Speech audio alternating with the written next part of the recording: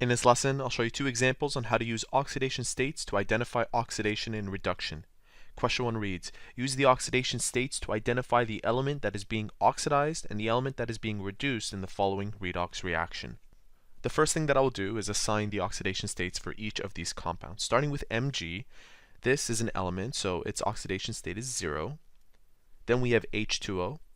The oxidation state of O here is 2 minus, and the oxidation state of hydrogen is 1 plus. And in case you're curious as to how I'm doing this, I do have two videos dedicated to how to assign oxidation states to compounds and elements, so make sure to watch those. Now we have MgOH2. Once again, the oxidation state of oxygen is -2, and the oxidation state of hydrogen is +1. The oxidation state of Mg here is 2 plus. Given that H2 here is a diatomic molecule, it also gets an oxidation state of 0. So let's analyze this. Notice that we had Mg as 0 when it was a reactant, but when it became a product of this compound, its oxidation state went up to 2.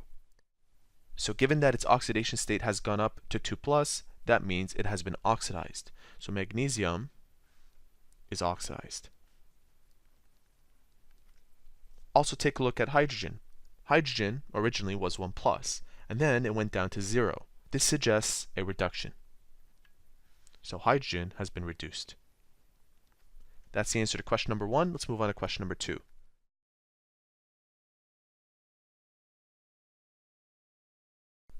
In question number 2, they ask, use oxidation states to identify the element that is being oxidized and the element that is being reduced, much like in question 1.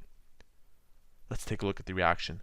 The oxidation state of SN is 0. The oxidation state of HNO3, well, let's start with O. That has an oxidation state of 2 minus. Hydrogen is 1 plus. And this leaves us with nitrogen as 5 plus. Now, in case you're confused about this, let me show you the work on the side. We start with oxygen as being 2 minus, and since this compound is neutral, it should equal to 0. There are 3 oxygens, so that gives us -6 plus X plus Y, where Y and X represent the unknown oxidation states of H and O. So how do we find this? Well, I know that hydrogen has an oxidation state of +1. So I'll replace this Y with +1 plus X plus -6.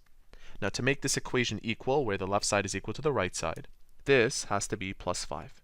And that's how I deduce these numbers.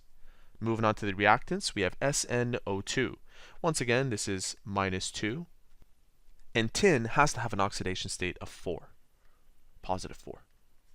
Moving on to 4NO2, the oxidation state of oxygen is again -2, and the oxidation state of nitrogen has to be +4. Lastly, moving on to water, the oxidation state here is -2, and hydrogen is +1. Now let's find out what has been reduced and what has been oxidized. Notice that originally tin was 0 and then it became +4. So Sn has been oxidized. Let's see what else. Hydrogen was originally at +1, it's still at +1, so we don't have to worry about hydrogen. Nitrogen went from being 5 plus to 4 plus. There's a reduction there, so this has been reduced. Now let's look at oxygen. Oxygen has remained -2 all throughout, so we leave that the way it is, and those two represent the answer to question number 2, and that is how to use oxidation states to identify oxidation and reduction.